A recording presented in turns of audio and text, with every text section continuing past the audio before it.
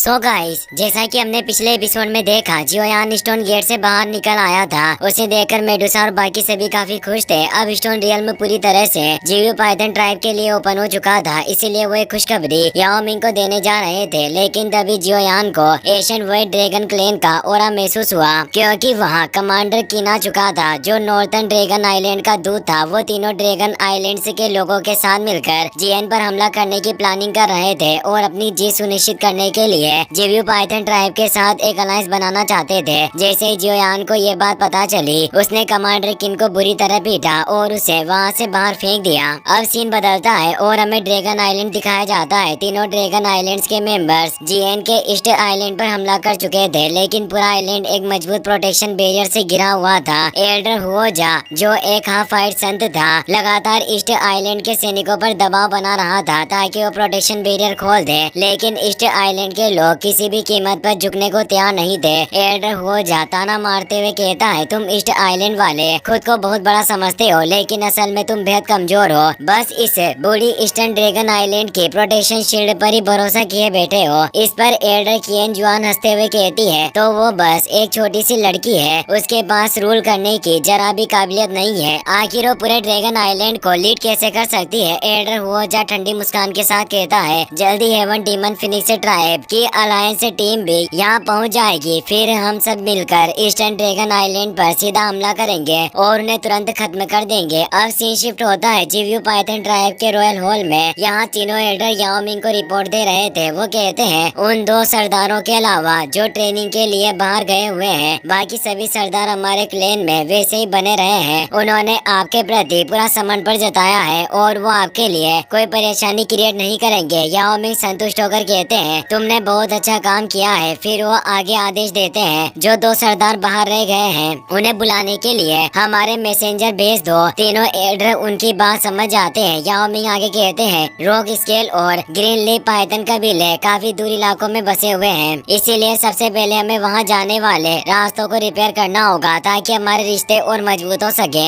तभी एक सैनिक आकर रिपोर्ट करता है, मिस्टर जियोयान यहाँ आ गए हैं। ये सुनते ही याओ मिंग के चेहरे पर खुशी आ जाती है। दो तुरंत कहते हैं, जल्दी से उन्हें अंदर लेकर आओ, और तीनों एल्डर से कहते हैं, तुम लोग जाओ, मेरे इंस्ट्रक्शन को फॉलो करो। तीनों एल्डर आदरपूर्वक सिर झुकाकर वहाँ से चले जाते हैं। अब जियोयान मेडुसा, लिटिल फेरी डॉक्टर और जीएन के साथ हॉल में प्रवेश करता है। याओ मिंग मुस्कुराते हुए कहते हैं, मुझे उम्मीद नहीं थी कि तुम इतनी जल्दी उस स्टोन टेबलेट से बाहर निकल आओगे, वरना मैं ही तुम्हारा इंतजार करता। लेकिन मुझे अपने कबीले के कई मामलों को सुलझाना था, इसीलिए मुझे तुम्हें वहीं छोड़ना पड़ा। फिर वो चिंता भरे स्वर में पूछते हैं, तुम मुझे बताओ, क्या तुम्हें कहीं चोट लगी है? उन्हें लग रहा था कि जियोयान डीमन गॉड वांग क्वान की विरासत पाने में नाकाम रहा होगा, लेकिन जियोयान शांत स्वर में कहता है, मैं बिल्कुल ठीक हूँ। मैं आपका आभारी हूँ कि आप मेरे लिए इतनी चिंता कर रहे हैं। याओ मिंग हैरानी से कहते हैं, जब मैं उस समय स्टोन टेबलेट से बाहर आया था तो मुझे ठीक होने के लिए महीनों आराम करना पड़ा था, लेकिन तुम्हारी हालत मुझसे बिल्कुल अलग है। तुम पूरी तरह तारोताजा और फिट लग रहे हो। जियोयान जवाब देता है, डीमन सेंट हुआंग क्वांग की रेमनेंट सोल वाकई बहुत भयानक थी। मैं सिर्फ इसीलिए जी सका क्योंकि मैं काफी भाग्यशाली था। ये सुनकर याओ और भी ज्यादा हैरान हो जाते हैं। वो पूछते हैं, तो क्या तुम वाकई जीत गए? जियोयान आत्मविश्वास के साथ कहता है, आपने सही समझा। मुझे senior demon saint Huang Quan की पूरी विरासत मिल चुकी है, साथ ही मुझे हुआंग क्वान रेत टेक्निक का कल्टिवेशन मेथड भी मिल गया है, और अब आपके लिए भी उस स्टोन टेबलेट के अंदर जाकर इन टेक्निक्स को कल्टिवेट करने का रास्ता खुल चुका है। आप जब चाहे वहाँ स्वतंत्र रूप से प्रैक्टिस कर सकते हैं। ये सुनकर याओ मिंग थोड़े उदास होकर कहते हैं, मैं अब 2 स्टार फाइट सेंट के आखिर स्टेज पर पहुंच चुका हूं, लेकिन फिर भी मुझे आगे बढ़ने का कोई रास्ता नजर नहीं आ रहा। पता नहीं 3 स्टार फाइट सेंट बनने में मुझे और कितने साल लग जाएंगे। फिर वो हल्की हंसी के साथ कहते हैं, लेकिन अगर तुम्हें हुआंग क्वान की विरासत मिल गई है तो तुम्हारे पास डीमन सेंट हुआंग क्वान का ब्लड एसेंस भी जरूर होगा। मैं ज्यादा कुछ नहीं मांग रहा, बस थोड़े से टुकड़े से ही संतुष्ट हो जाऊंगा। जियोयान हंसते हुए कहता है, ब्रदर याओ मिंग, आप बिल्कुल फिक्र न करें, समझौते के मुताबिक मैं सब कुछ अपने पास नहीं रखूंगा। इतना कहकर वो अपने पास से ब्लड एसेंस बाहर निकालता है। वो ब्लड एसेंस इतना ज्यादा पावरफुल होता है कि उससे एक फियर्स गोल्डन एनर्जी बाहर निकलती है जो पूरे हॉल को रोशनी से भर देती है। याओ मिंग उसे देखकर बेहद खुश हो जाते हैं। मेडुसा, लिटिल फेई डॉक्टर और किंगलिन भी उस प्रेशियस ब्लड एसेंस को देखकर हैरान रह जाती है। याओ मिंग भावुक होकर कहते हैं, मैंने कभी उम्मीद नहीं की थी कि मैं अपनी जिंदगी में लेजेंडरी डीमन सेंट के एसेंस ब्लड को देख पाऊंगा। जियोयान कहता है, भाई याओ मिंग, इस स्टोन टेबलेट ट्रिप की यात्रा वाकई बहुत खतरनाक थी। अगर आप सभी का सहयोग ना होता तो मैं इसे कभी पूरा नहीं कर पाता, बल्कि मेरे जिंदा रहने की कोई संभावना भी नहीं होती। इसलिए जिस किसी ने भी इसमें भाग लिया है उसे इसका पूरा हिस्सा मिलना चाहिए। आप इसके बारे में क्या सोचते हैं? याओ मिंग मुस्कुराते हुए कहते हैं, कोई बात नहीं भाई जियोयान, तुम्हारा धन्यवाद। तुम्हारी वजह से ही हम जीवियो क्लैन की वांग क्वांग वर्थ टेक्निक और इस ब्लड एसेंस को देखने में सफल हो पाए हैं। इसीलिए तुम इसे अपने हिसाब से जैसे चाहो वैसे बांट सकते हो। अब जियोयान अपनी पावर से उस ब्लड एसेंस को 5 टुकड़ों में बांट देता है और सबको बराबर बराबर दे देता है। मेडुसा, लिटिल फेई डॉक्टर और किंगलिन बेहद खुश हो जाती है। उन्हें एहसास हो जाता है कि जियोयान उनकी उतनी ही परवाह करता है जितनी वो उसकी करती है।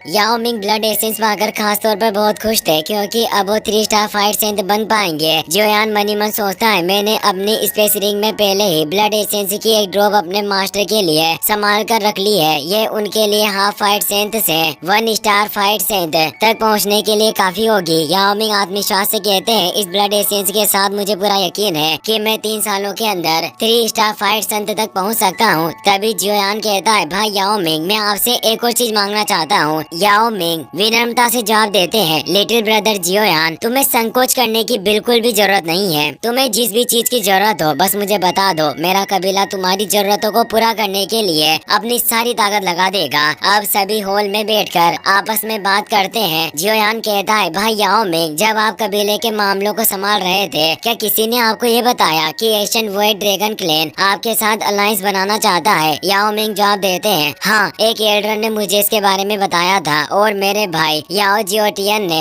अपने सत्ता काल में ही इस अलायंस को स्वीकार कर लिया था। साथ ही एल्डर ने ये भी कहा कि नॉर्दर्न ड्रैगन आइलैंड भी अलायंस के लिए अपना एक एनोय भेजने वाला है। एशियन वॉइड ड्रैगन क्लैन की शक्ति वाकई बेहद महान है। मुझे भी इस अलायंस में काफी दिलचस्पी है, लेकिन भाई जियोयान, तुम ये सब क्यों पूछ रहे हो? जियोयान शांत लहजे में कहता है, मैं जिवियो पाइथन ट्राइब के एरिया में नॉर्दर्न वॉइड ड्रैगन क्लैन के कमांडर से पहले ही मिल चुका हूँ। याओ मिंग हैरानी से पूछते, तो अब वो कहाँ है? जियोयान कहता है, मैंने उसे पकड़ लिया है और उसकी काफी अच्छी धुलाई भी की है। ये सुनते ही याओ मिंग चौंक जाते हैं, तुमने ऐसा क्यों किया? क्या नॉर्दर्न ड्रैगन आइलैंड ने तुम्हें कोई ठेस पहुंचाई है? जियोयान बताता है, अब ईस्टर्न ड्रैगन आइलैंड में एक नया ड्रैगन एम्परर पैदा हो चुका है। वही एशियन वॉइड ड्रैगन को पहले जैसा बना सकती है और चारों वॉइड ड्रैगन आइलैंड को एक कर सकती है। लेकिन किसी ने ये नहीं सोचा था कि बाकी के तीनों ड्रैगन आइलैंड आपस में मिलकर अलायंस बना लेंगे और अपने ही ड्रैगन एम्परर को धोखा दे देंगे। ये सुनकर याओ मिंग भी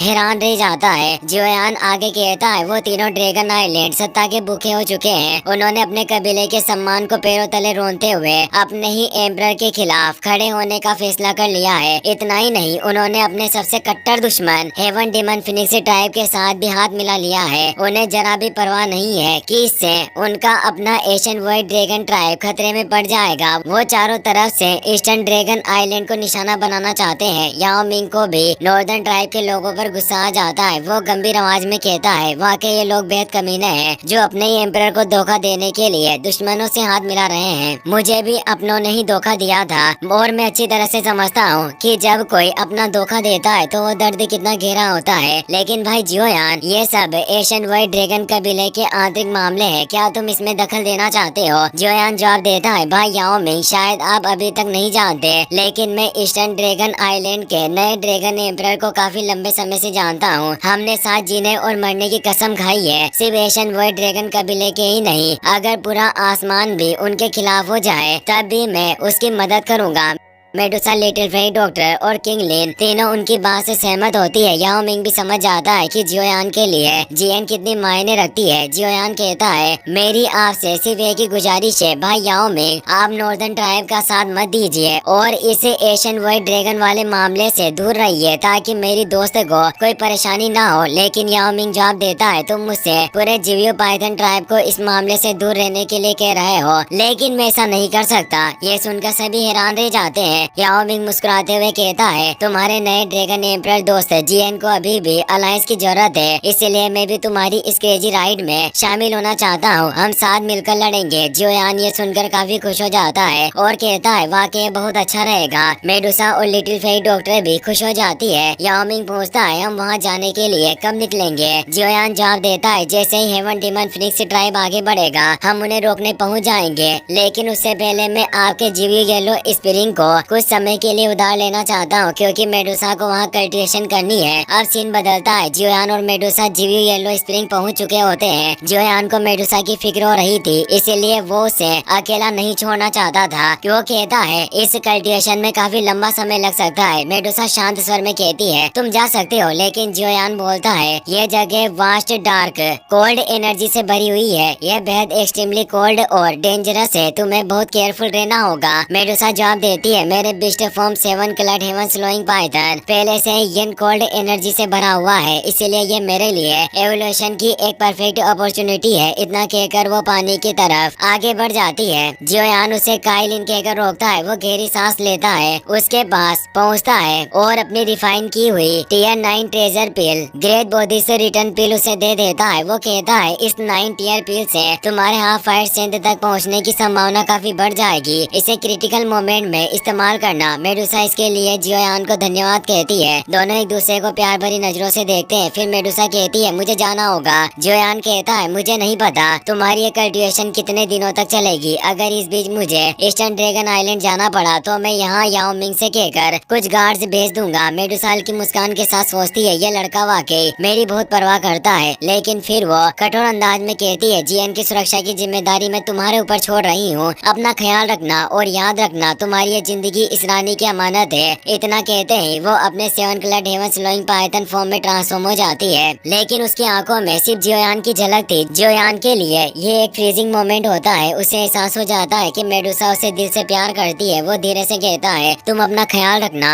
और इसी के साथ ये एपिसोड यहीं खत्म होता है। अगर वीडियो पसंद आया हो तो अपने दोस्तों के साथ शेयर जरूर करें, वीडियो को लाइक करें और चैनल को सब्सक्राइब करना ना भूलें। Thanks for watching.